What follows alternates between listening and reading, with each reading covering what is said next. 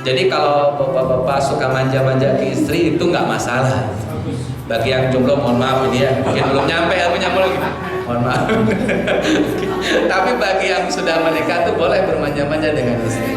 Selama istri sendiri Pak ya. Itu perlu dicatat. Hadirin ikhwati rahimakumullah. Nabi sallallahu alaihi wasallam bermanja-manja pada Khadijah. Duduk di tiduran di pahanya Khadijah.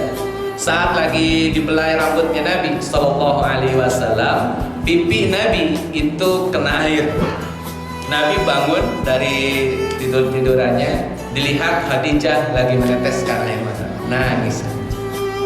Nabi kaget, ya Khadijah, ya istriku, Jauzati, ada apa ini gerangan kok nangis?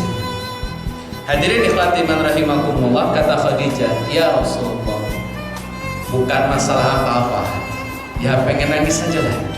Sampai kata Nabi, apakah gara-gara kondisi ekonomi kita, kondisi keadaan kita yang sekarang sulit seperti ini antum nangis? Kata Khadijah, bukan masalah itu. Urusan kemuliaan gak ada masalah, hilang pun gak jadi masalah. Urusan harta habis pun gak ada masalah. Kata Khadijah, yang saya khawatirkan, yang saya sedihkan adalah perjalanan dakwah antum masih panjang. Sedangkan ekonomi saya sudah tidak mungkin menunjang dakwah antum. Energi saya pun tidak lagi bisa membackup kebutuhan antum. Padahal dakwah antum masih panjang.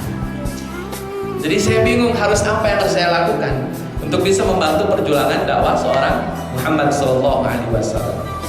Hening. Nabi diam, Khadijah juga diam. Sampai akhirnya kata Khadijah, ya Rasulullah, jika nanti saya sudah meninggal dan dakwah ini masih berjalan, dakwah ini masih terus berlangsung sampai ketika antum tidak berdakwah menyeberangi sebuah sungai, tak ada satupun jembatan yang bisa antum pakai, maka gali kuburan saya ya Rasulullah, ambil tulang belulang saya dan jadikan itu sebagai jembatan untuk menyeberang agar antum bisa berdakwah. Khadijah.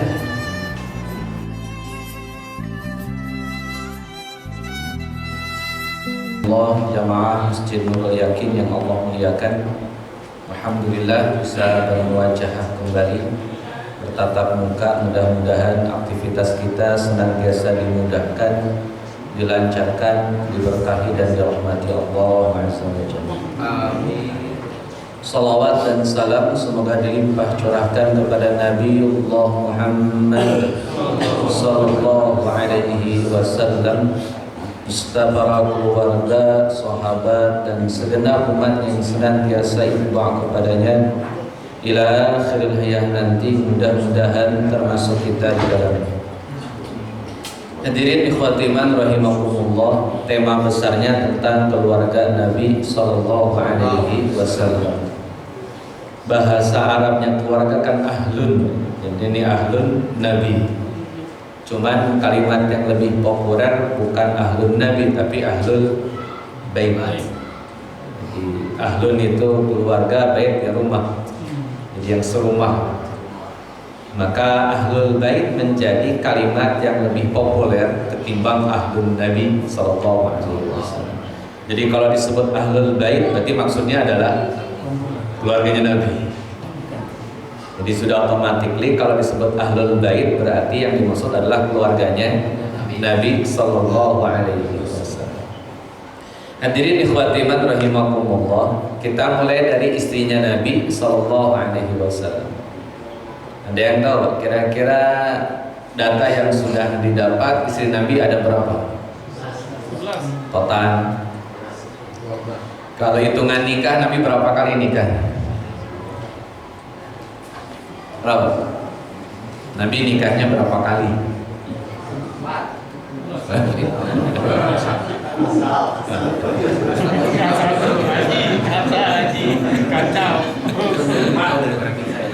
Nabi itu nikahnya 14 kali.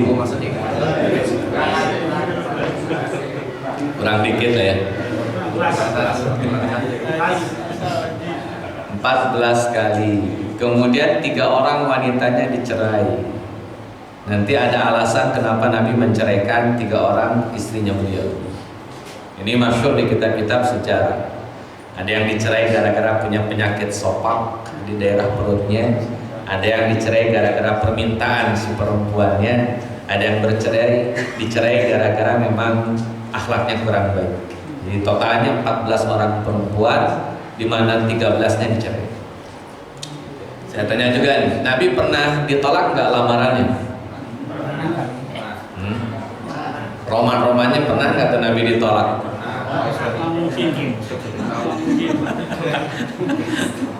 Enggak. Yang lebih tahu memang Allah dan Rasulnya. Nabi Shallallahu Alaihi Wasallam pernah melamar dan lamarannya ditolak. Jadi yang para bujangan ini jombloan, kalau sekali ngelamar terus ditolak, min sunnati Rasulillah. Jadi ya, memang ada sunnah. Jangan sedih lah. Dunia belum berakhir ada yang ditolak. Kiamat masih jauh kan. Hadirin ikhwatiman rahimakumullah, Nabi SAW pernah punya rasa suka sama seorang perempuan, dan itu putri dari pamannya sendiri yang bernama Abu Thalib. Nama perempuan ini dikenal dengan nama Ummu Hani. Itu yang populer. Nama aslinya adalah Fakhita binti Abi Thalib. Ini berarti sepupuan dengan Nabi, Pak. Nabi suka sama Fakhita, Pak. Sebelum pernikahan Nabi dengan Khadijah radhiyallahu anha, Nabi sudah naruh hati sama Fakhita. Sampai akhirnya Nabi SAW memberanikan diri untuk melamar. Maka beliau melamar kepada bapaknya Fakhita yang bernama Abu Thalib, yang notabene adalah paman beliau. Kata Nabi Allah Muhammad, paman, kalau berkenan tolong nikahkan saya dengan putri paman yang bernama Fakhita. Abu Thalib bukan gak bahagia, sangat bahagia dengan permintaan itu. Namun dilematis bagi seorang Abu Thalib. Kenapa dilematis? Karena di waktu yang sama Fakhita sudah dilamar. Jadi ini apa namanya? Telat ngelamar. Ini makanya bagi jombloan ya jangan banyak mikirnya lah. Kesalip orang yang sedih kan kita sendiri. Jadi ngomongin Nabi. Nah, Nabi Shallallahu Alaihi Wasallam akhirnya ngelamar, tapi sayang Fakhita sudah duluan dilamar. Dan laki-laki yang ngelamar itu dari kabilah Bani Zuhra. Kabilah Bani Zuhra itu kabilah asalnya ibunya Nabi Muhammad Sallallahu Alaihi Wasallam. Kata Abu Thalib begini, kata Abu Thalib kepada ponakan yang bernama Muhammad Sallallahu Alaihi Wasallam, bukankah gak senang paman kamu mau ngelamar Fakhita? Tapi ini urusannya, Fakhita udah dilamar sama laki-laki dari kalangan Bani Zuhra. Buat nolak kayaknya gimana gitu, berat nolaknya. Kenapa berat bagi Abu Thalib?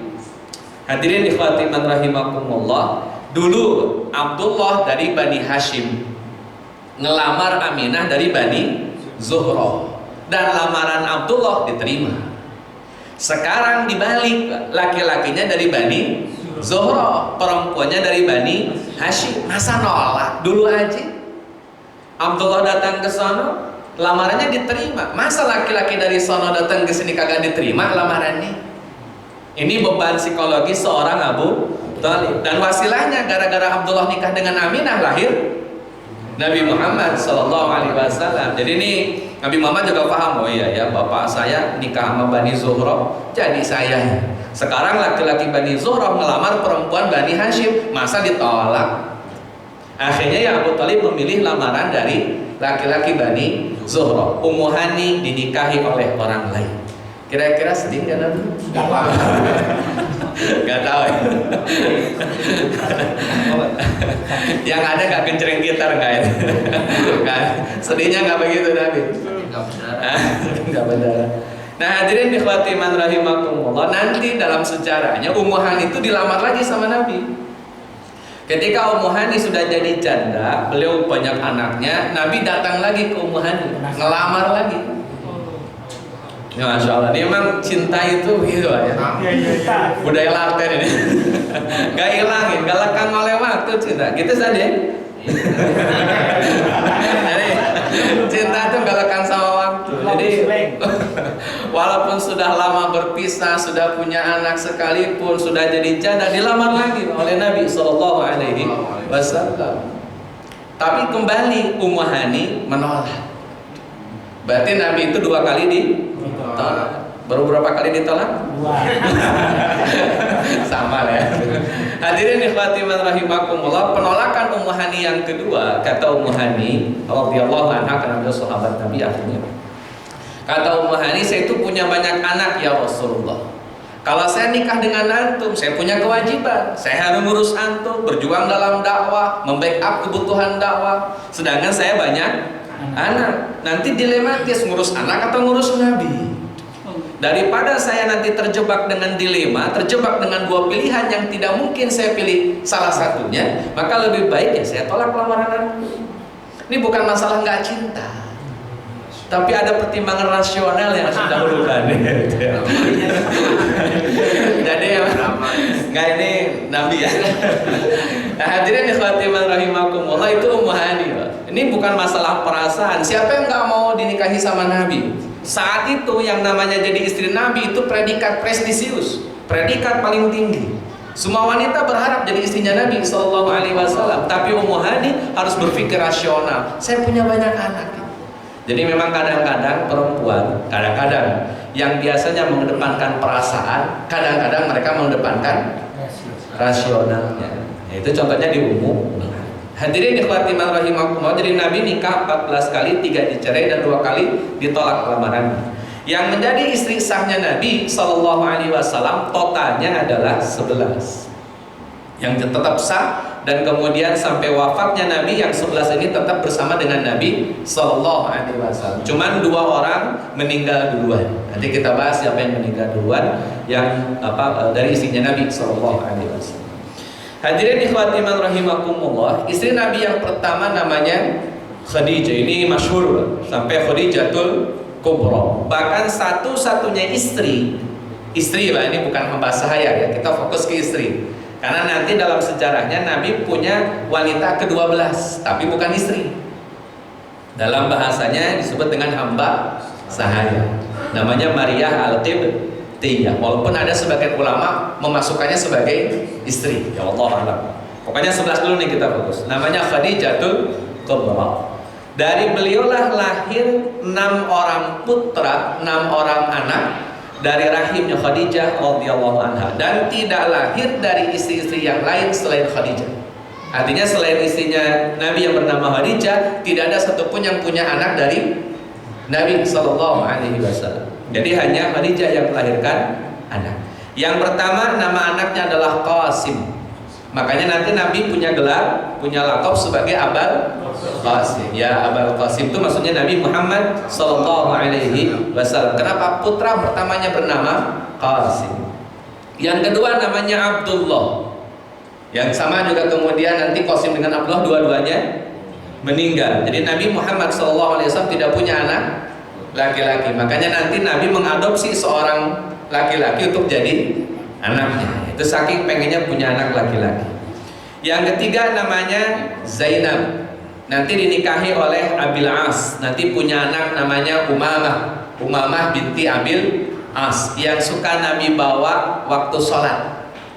Nabi pernah meriwayatkan hadis bahwa Nabi sholat sambil gendong anak. Nah, anak yang digendong ini namanya Umamah. Itu cucunya Nabi Sallallahu Alaihi Wasallam. Kalau sedekap digendong, kalau ruku ditaruh, kalau sujud ditaruh, berdiri gendong lagi. Itu namanya Umamah binti Abil As. Dia cucu perempuan dari anak yang bernama Zainab. Sekaligus dalil ini juga menjadi hujjah bahwasanya gerakan dalam sholat tidak membatalkan sholat.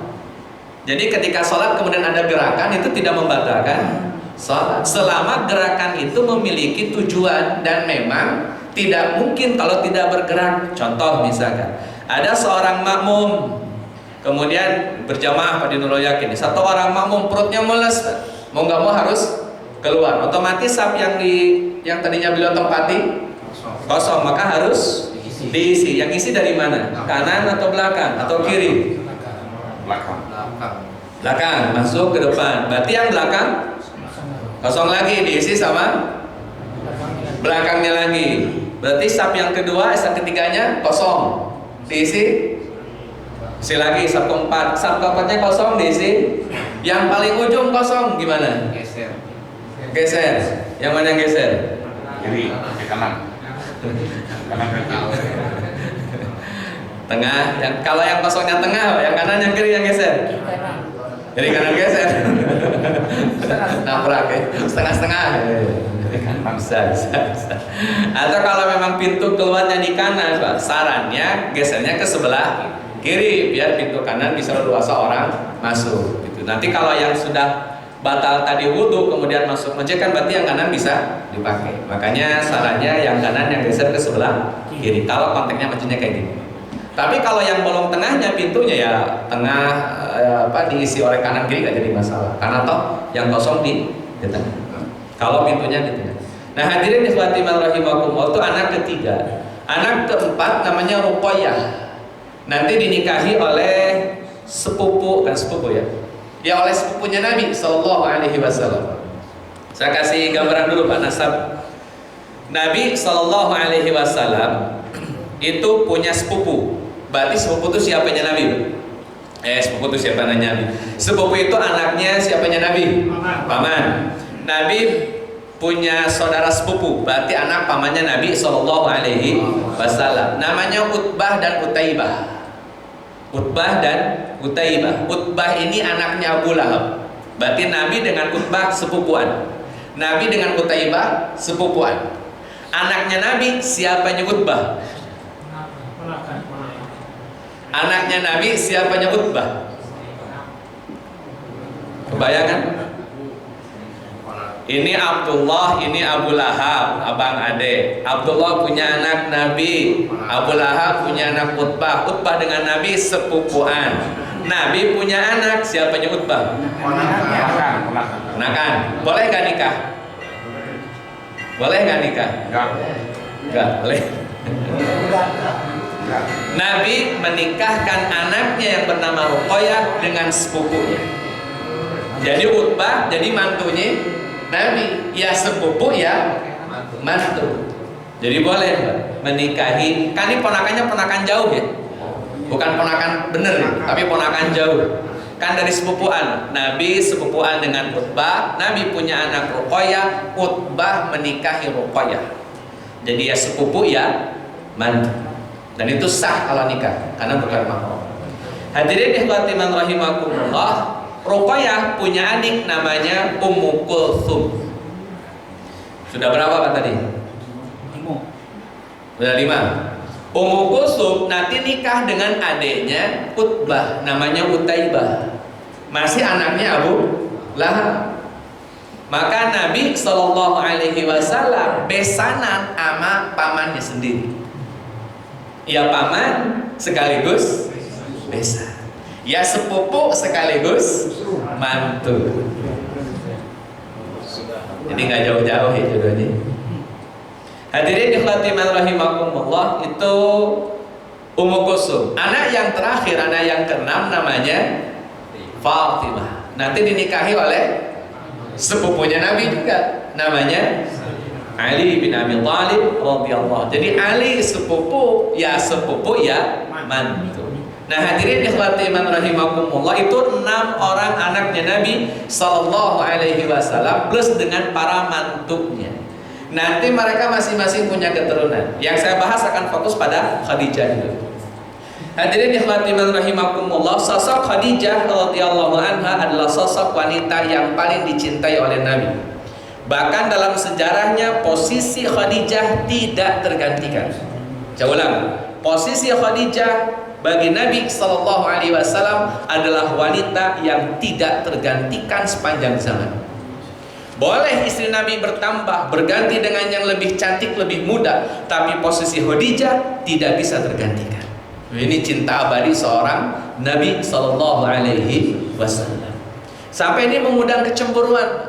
Jadi Nabi itu kalau lagi kumpul temanya Khadijah. Ada makanan lebih, kata Nabi kasih saudaranya Khadijah. Ada peristiwa apa, ingat deh ada dulu Khadijah. Pokoknya tiap momen apa saja Nabi selalu ingat dengan sosok yang bernama Khadijah. Itu saking cintanya Nabi. Kita kalau lihat Lihat orang lain. Kalau lihat anak, yang diingat siapa? Anak sendiri. Kalau lihat istri orang lain,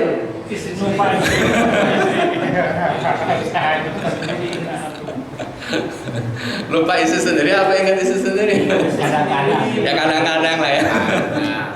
Nah hadirin ikhwati man rahimakumullah, Nabi SAW istri nambah boleh, tapi Khadijah nggak tergantikan. Sampai kata Aisyah radhiyallahu anha, ya Rasulullah, kenapa sih sebut-sebut Khadijah mulu? Khadijah kan udah tua, udah gitu udah mati pula, kenapa masih disebut-sebut? Bukankah Allah telah menggantikan untuk wanita yang lebih baik, yang lebih cantik, lebih muda? Ngapain sih mikirin Khadijah? Lawang udah nggak ada. Dan itu ungkapan kecemburuan seorang Aisyah. Jangan dianggap sebagai kedengkian, itu kecemburuan. Soalnya tiap momen, tiap kesempatan yang diomongin Khadijah. Cobain aja, punya istri, omongin aja wanita yang lain di depannya.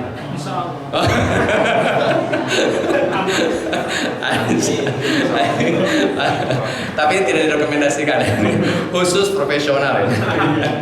Yang nggak profesional jangan.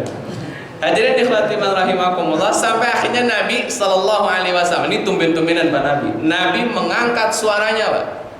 Agak tensinya agak tinggi. Kata Nabi, demi Allah, tidaklah Allah mengganti Khadijah yang lebih baik dengan siapapun yang lebih baik daripada Khadijah. Tidak ada itu.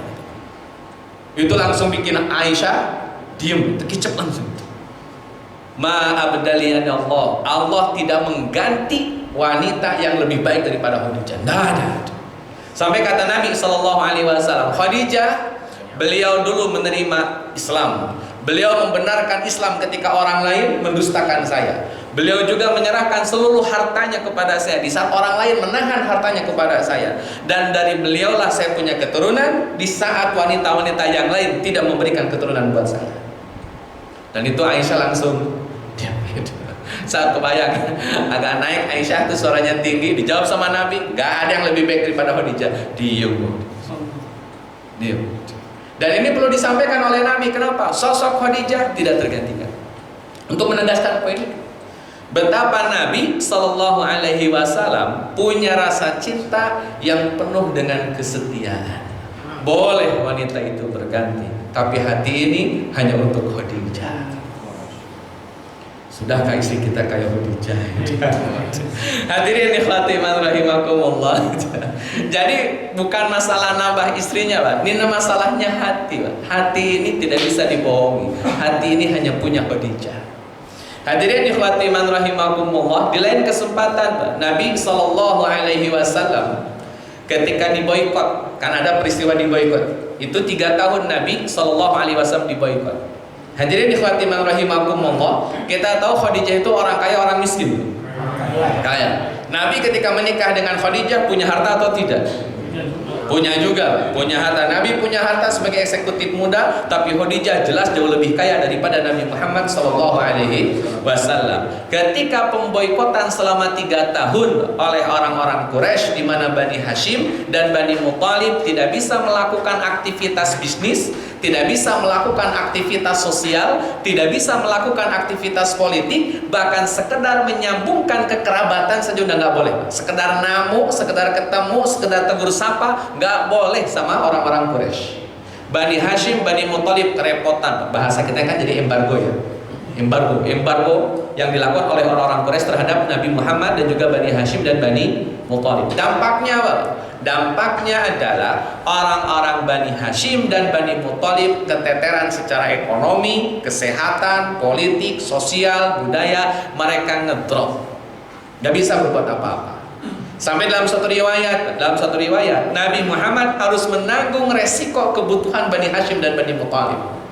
Itu saat itu, Pak, Abu Lahab, paman beliau sendiri, itu bilang ke para pedagang dari Yaman, para pedagang dari Madinah, para pedagang dari Syam, kalau ketemu sama Abu Lahab, kata Abu Lahab, naikkan harga kalian untuk kalian jual kepada Muhammad dan keluarganya. Jadi ini aji mumpung. Udah tahu Nabi lagi diboikot, Pak, nggak boleh interaksi dengan siapapun. Itu harga-harga disuruh naikin. Udah kayak beli masker awal-awal, Pak. Beli masker awal kan itu. Masker mana sampai 200.000 gitu. 500. Tahu aja pedagang. Masuk ribu. Nah hadirin ikhwati rahimakumullah itu.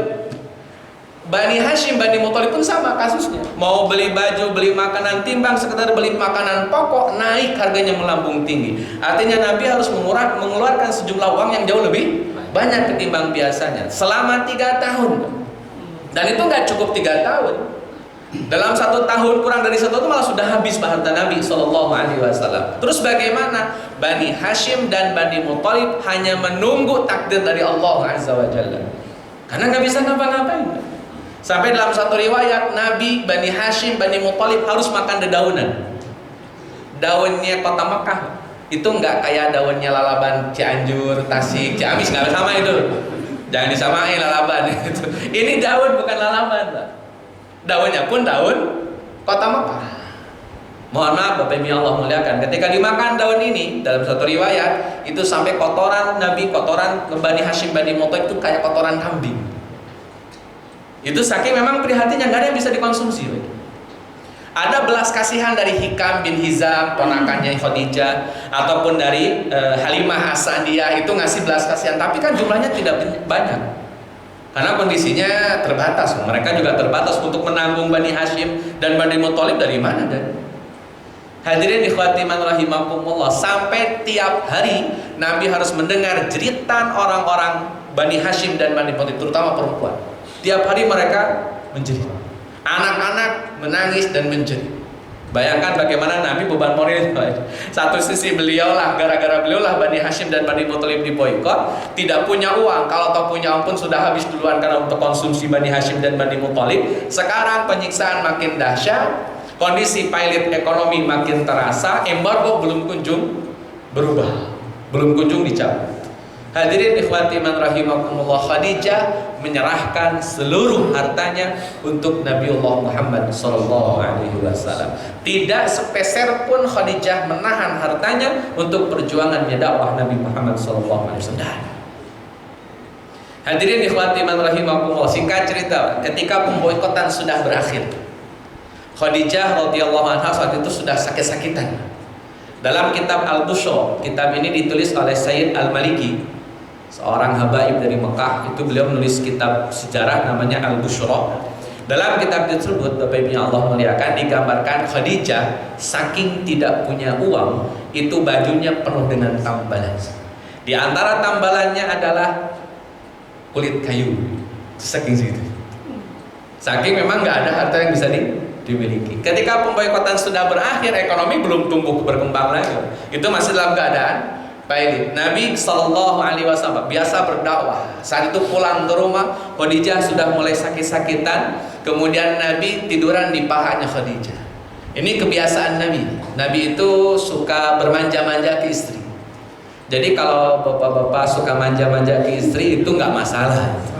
Bagi yang jomblo mohon maaf ini ya, mungkin belum nyampe ilmunya lagi. Mohon maaf. Tapi bagi yang sudah menikah tuh boleh bermanja-manja dengan istri. Selama isi sendiri Pak ya. Itu perlu dicatat. Hadirin ikhwati man rahimakumullah, Nabi SAW bermanja-manja pada Khadijah. Duduk di tiduran di pahanya Khadijah. Saat lagi dibelai rambutnya Nabi SAW, pipi Nabi itu kena air. Nabi bangun dari tidurannya, dilihat Khadijah lagi meneteskan air mata. Nangis. Nabi kaget, ya Khadijah, ya istriku, Jauzati, ada apa ini gerangan, kok nangis? Hadirin ikhwati man rahimakumullah, kata Khadijah, ya Rasulullah, bukan masalah apa-apa, ya pengen nangis saja lah. Sampai kata Nabi, apakah gara-gara kondisi ekonomi kita, kondisi keadaan kita yang sekarang sulit seperti ini antum nangis? Kata Khadijah, bukan masalah itu. Urusan kemuliaan gak ada masalah, hilang pun gak jadi masalah. Urusan harta habis pun gak ada masalah. Kata Khadijah, yang saya khawatirkan, yang saya sedihkan adalah perjalanan dakwah antum masih panjang. Sedangkan ekonomi saya sudah tidak mungkin menunjang dakwah antum. Energi saya pun tidak lagi bisa membackup kebutuhan antum. Padahal dakwah antum masih panjang. Jadi saya bingung harus apa yang harus saya lakukan untuk bisa membantu perjuangan dakwah seorang Muhammad SAW. Hening gitu. Nabi diam, Khadijah juga diam. Sampai akhirnya kata Khadijah, ya Rasulullah, jika nanti saya sudah meninggal dan dakwah ini masih berjalan, dakwah ini masih terus berlangsung, sampai ketika antum hendak berdakwah menyeberangi sebuah sungai, tak ada satupun jembatan yang bisa antum pakai, maka gali kuburan saya ya Rasulullah, ambil tulang belulang saya dan jadikan itu sebagai jembatan untuk menyeberang agar antum bisa berdakwah. Khadijah. Hadirin ikhwati man rahimakumullah. Mungkin kita kan nggak diboikot. Kita nggak diboikot. Kita punya banyak kelapangan rezeki. Tapi saat itu Nabi SAW nggak punya pilihan.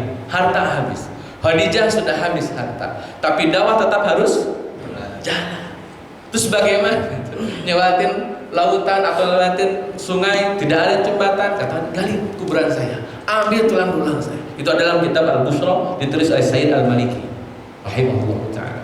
Nah hadirin ikhwati man rahimakumullah, maka wajar jika sosok Khadijah tidak tergantikan oleh apapun dan oleh siapapun. Perjuangan dakwahnya sampai di titik itu. Untuk menggembirakan Khadijah, malaikat Jibril datang. Masya Allah, Jibril datang. Kata malaikat Jibril alaihi salam, ya Muhammad, atatska Khadijah, akan datang Khadijah kepadamu, biidamin waluhumin wasyarabin, membawa hidangan, ada dagingnya, ada minumannya. Khadijah digambarkan oleh malaikat Jibril alaihi salam kepada Nabi sallallahu alaihi wasallam. Idza taqaitaha, jika engkau bertemu dengan Khadijah, kata malaikat Jibril, nanti Khadijah bawa hidangan, ada makanan, ada minuman. Kata malaikat Jibril, jika engkau bertemu dengan Khadijah, baligh ilaiha salam, sampaikan kepadanya salam mir rabbiha, dari Tuhannya. Satu-satunya wanita, istri Nabi, yang mendapatkan salam dari Allah Azza wa Jalla. Sang Khalik menitipkan salam kepada malaikat Jibril alaihi salam untuk seorang istri Nabi yang bernama Khadijah. Baligh ilaiha salam. Hadirin ikhwati man rahimakumullah, Jibril gak mau ketinggalan. Kata Jibril, wa minni, dan dari saya juga. Dua kasih salam sama Khadijah. Dan itu tidak dimiliki oleh istri Nabi yang lain. Hadirin ikhwati man rahimakumullah, pernikahan Nabi dengan Khadijah durasinya 25 tahun. 15 tahun sebelum kenabian, 10 tahun sesudah kenabian. Karena Nabi ditinggal oleh Khadijah di tahun ke-10 setelah Nabi Muhammad diangkat jadi Rasul. Hadirin ikhwati man rahimakumullah, selama 25 tahun rumah tangga dengan Nabi, tidak pernah Khadijah menuntut satu pun haknya. Tidak pernah. Minta dibeliin baju, minta dibeliin kalung, nggak ada. Kayak istri kita ya, alhamdulillah.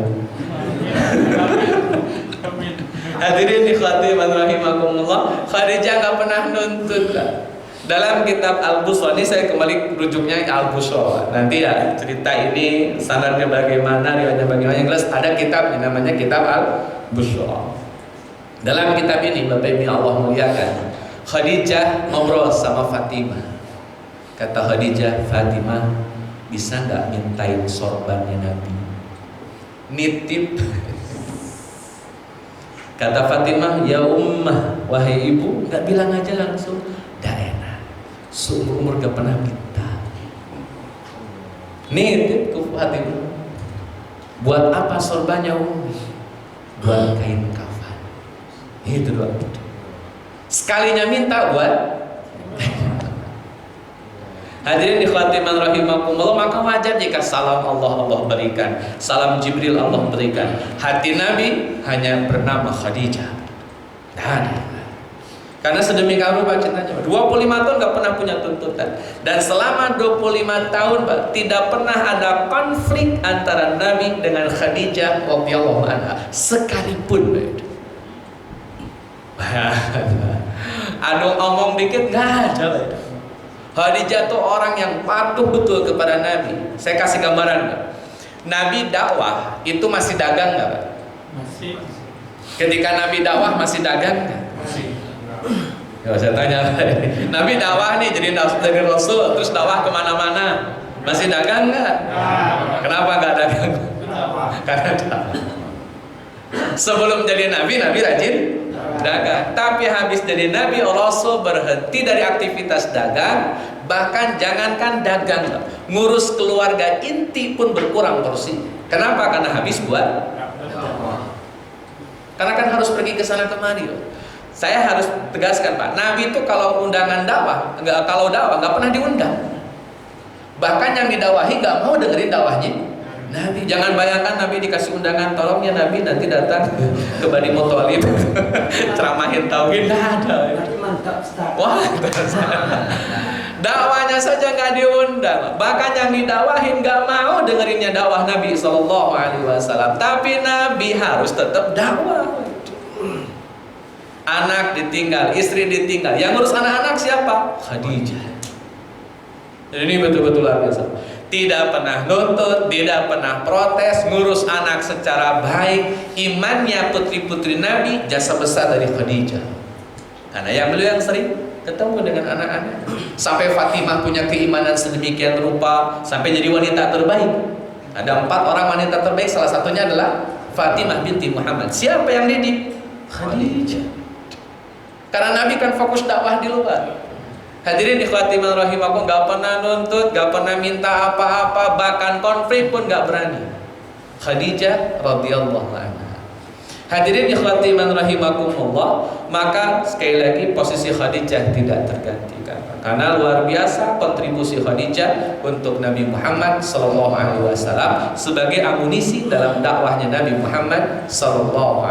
Hikmahnya nanti gini, Pak, bahwa dalam dunia dakwah tetap butuh pasangan yang mendukung, yang mensupport aktivitas dakwah. Sekali pasangan tidak sejalan, tidak seiring, dakwah nggak bisa jalan. Nggak bisa jalan. Harus kompak, harus saling memahami, harus nauin lah bahasa kita, Pak.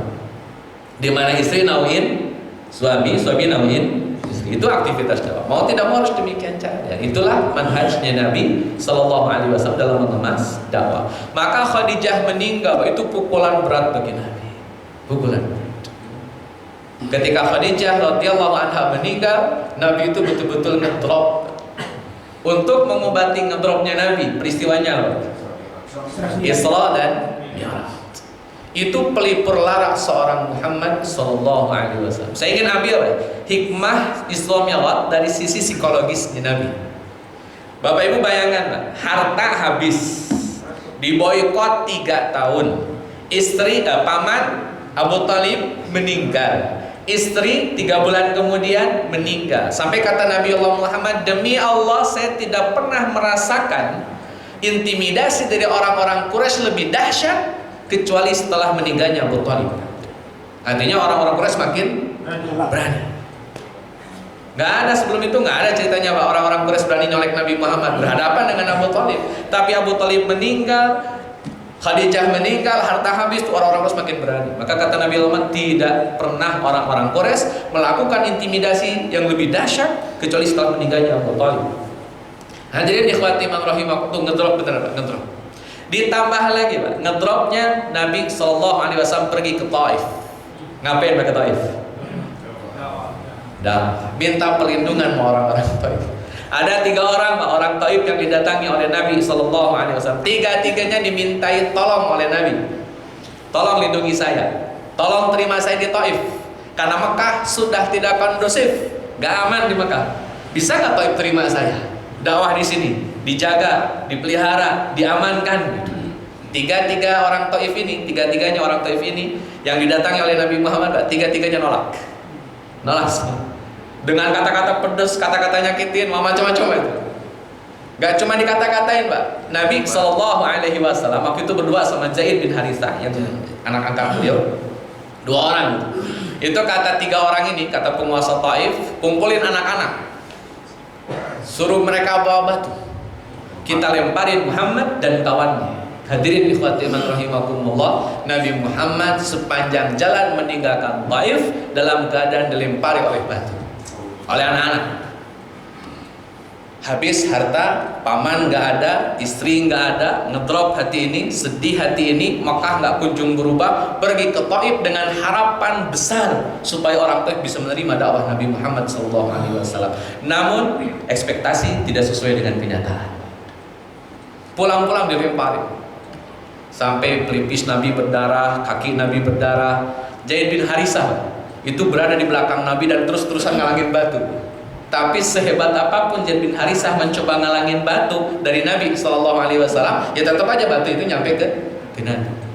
Setelah agak jauh, Pak, sambil dilemparin batu, Nabi agak jauh, kaki berlumuran darah, pipi berlumuran darah, ada beberapa anggota tubuh Nabi yang berlumuran darah. Kemudian Nabi berdoa. Luar biasa nih doanya. Yang nanti di kebun Adas, yang kebunnya punya orang Yahudi, yang Nabi ketemu dengan hamba sahayanya. Hadirin ikhwati man rahimakumullah, Nabi doa. Kata Nabi, ya Rabb, hendak kemana kau bawa hamba pergi?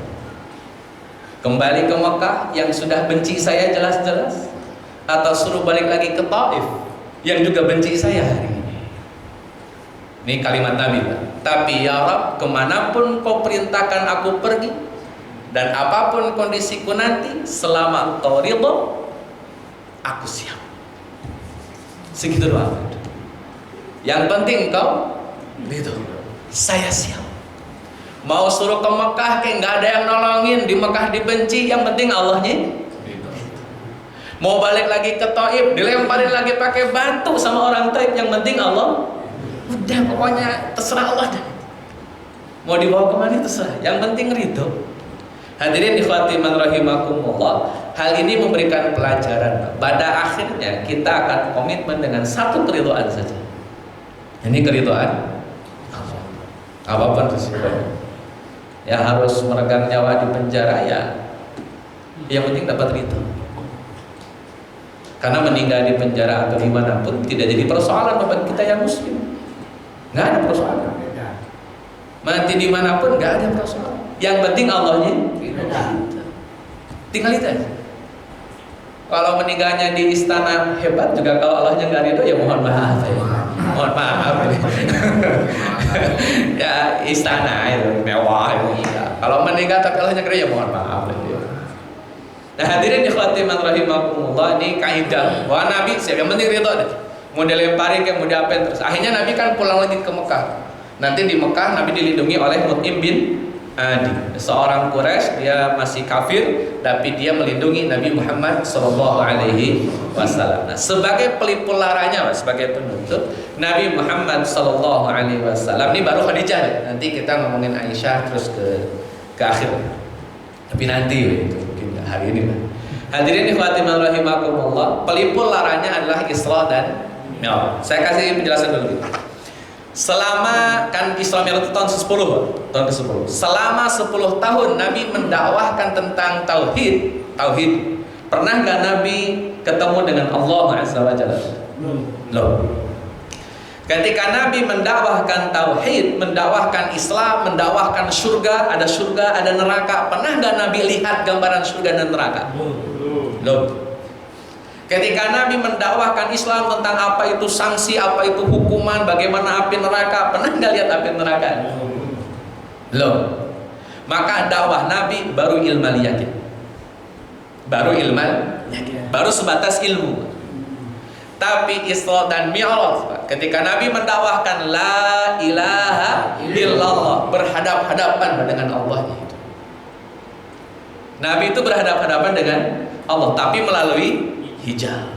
Tapi intinya berhadap-hadapan di Sidratil Muntaha. Yang di dunia Pak Nabi dakwahin, di dunia Nabi perkenalkan, di dunia Nabi sebut-sebut, di dunia Nabi dakwahkan kepada orang-orang Quraisy dengan dakwah la ilaha illallah. Saat di Sidratil Muntaha hadap-hadapan. Bahasa kasarnya gini, ini konten dakwah saya, ini materi dakwah saya. Ternyata Allah itu memang beneran ada. Satu. Yang kedua, Nabi ditampakkan bagaimana gambaran surga, ditampakkan bagaimana gambaran neraka. Surga begini nikmat, neraka begini dahsyatnya. Yang di dunia Nabi dakwahkan surga nanti begini, tajri min tahtihal anhar, bidadarinya begini, emasnya begini, peraknya begini, neraka siksaannya begini, panasnya sedemikian rupa, api warnanya kayak gimana. Di Sidratul Muntaha digambarkan semuanya. Jadi kalau di dunia masih ilmu yakin, di Sidratul Muntaha itu sudah ainal yakin. Ini yang didakwahkan. Semua yang didakwahkan oleh Nabi kelihatan, zahiratan kelihatan. Kecuali Allah yang melalui hijab. Pulang-pulang ke dunia, kira-kira kekuatan Nabi kayak gimana, Pak? Secara spiritual. Oh, nggak ada urusan lagi. Oh, Khadijah oke nggak ada, Abu Talib nggak ada, tapi yang pasti Allah ada, Pak. Khadijah nggak ada, udah. Abu Talib nggak ada, tapi Allah udah tetap ada. Udah selesai. Kalau masih ada Allah ya selesai. Maka pulang-pulang dari Isra Allah, Nabi siap perang gitu. Pulang-pulang dari Isra itu Nabi siap perang. Siap perang kenapa? Surga jelas adanya, neraka jelas adanya, Allah jelas adanya. Terus kalau berjuang sampai mati nggak jadi masa, yang penting ada Allah. Maka pulang-pulang spiritual Nabi itu, Pak, sampai pada tingkat tertinggi saat itu. Tertinggi, Pak. Spiritual Nabi itu udah kalau ibarat baterai HP itu udah full 100% lah ya. Kalau tadinya lowbat ya. Lobet karena istri nggak ada, paman nggak ada, itu dicas di Sidratul Muntaha, HP-nya fresh full dan nggak pernah turun. Sampai ada sahabat Rasul, kalau saya maju ke medan perang, sambil makan kurma, kalau saya maju ke medan perang, terus saya mati di medan perang, gimana? Masuk surga enggak? Kata Nabi, masuk surga. Kenapa? Nabi udah tahu surganya ada. Jadi sahabat langsung ke maju medan perang, mati ya, dah aja.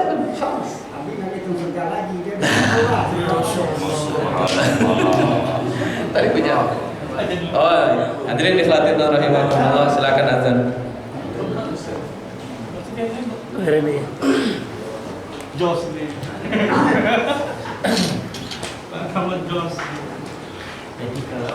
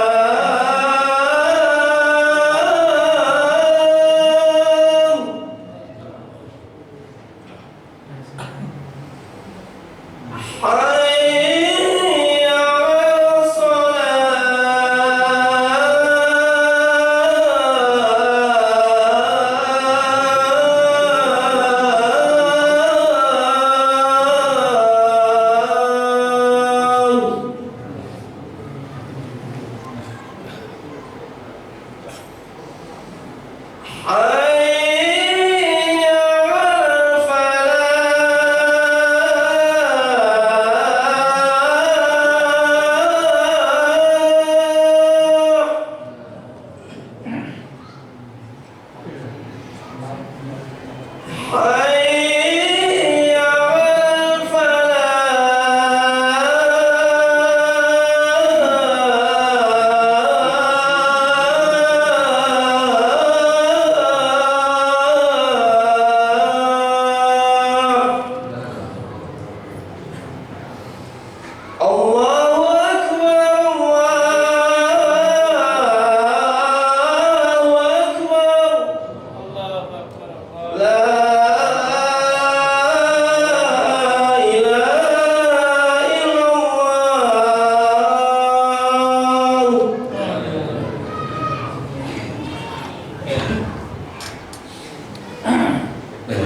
Hadirin ikhwati rahimakumullah, sebagai penutup ini saya rasa mungkin kita 3 menitan lagi. Mohon izin. Sebagai penutup, di istri Nabi yang bernama Khadijah radhiyallahu anha ini sekaligus Isra dan Mi'raj sebagai pelipur lara atas kesulihannya Nabi. Saya ambil satu kesimpulan sederhana bahwa Nabi akhirnya memilih pulang lagi Pak setelah Isra dan Mi'raj. Padahal kalau hitung-hitungan sudah di Sidratil Muntaha, sudah lihat surga, ya ngapain harus balik? Kan sudah aman. Bagi Nabi kan itu sudah selesai. Kalau Nabi berpikir egois, kayaknya sudah kelar urusan. Tapi Nabi memilih tetap balik lagi di dunia.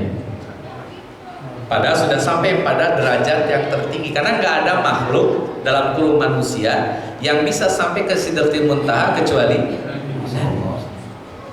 Nabi milih balik lagi. Satu tugas belum selesai. Yang kedua, memang Nabi harus memikirkan umat. Kalau Nabi berpikir egois, selesai. Tapi Nabi tetap memikirkan umat. Maka hadirin ikhwati man rahimakumullah. Dan ini bukan basa-basi Nabi. Nabi itu beneran mikirin umat itu beneran, bukan sebatas jualan supaya orang kemudian simpatik. Nah, ini memang beneran. Nabi itu orang yang paling jujur ketika dia bilang, saya ngurusin umat, bukan ngurusin kepentingan pribadi atau perut pribadi. Memang betul-betul ngurusin umat. Sampai dalam riwayat yang lain, kata Nabi SAW, seluruh Nabi itu punya doa yang mustajab. Seluruh Nabi. Dan seluruh Nabi telah menggunakan doanya di dunia.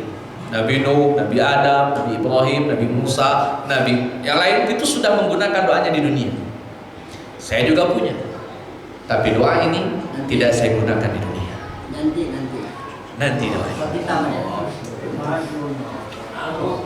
Jadi doanya ini yang mustajab hanya akan Nabi gunakan kalau sudah waktunya tepat. Yani ketika syafaatul uzma. Saya kasih gambaran sedikit. Hadirin ikhwati man rahimakumullah, dalam syafaatul uzma manusia datang ke Nabi Adam, nggak bisa. Ke Nabi Nuh, nggak bisa. Ke Nabi Ibrahim, nggak bisa. Ke Nabi Musa, nggak bisa. Ke Nabi Isa, bukan saya, kata Nabi Isa. Akhirnya datang ke Nabi Muhammad sallallahu alaihi wasallam. Maka Nabi Muhammad menghampiri arsy yang agung. Kemudian sujud di bawah arsy yang agung. Sujud. Dan Nabi selama sujud membacakan beberapa kalimat zikir yang kalimat itu telah diajarkan oleh Allah Azza wa Jalla. Nabi berzikir ketika sujud. Sampai akhirnya terdengar suara. Kata suara ini, ya Muhammad, irfa' ra'saka. Muhammad, angkat kepala ente. Sal tuqta, minta pasti aku beri. Isfa' tusyaffa, mintalah syafaat, pasti ku izinkan engkau memberikan syafaat. Maka Nabi langsung fa'aqulu, maka aku berkata, ummati ya Rabb, ummati ya Rabb, ummati ya Rabb. Itu yang disebut oleh Nabi Muhammad sallallahu alaihi wasallam. Jadi urusan umat, Nabi adalah orang yang paling jujur ketika menyampaikan saya peduli kepada umat. Karena ucapan itu tidak hanya diucapkan di dunia, sampai nanti di akhirat. Allahumma shalli ala Muhammad wa ala alihi. Assalamualaikum warahmatullahi wabarakatuh. Waalaikumsalam warahmatullahi wabarakatuh.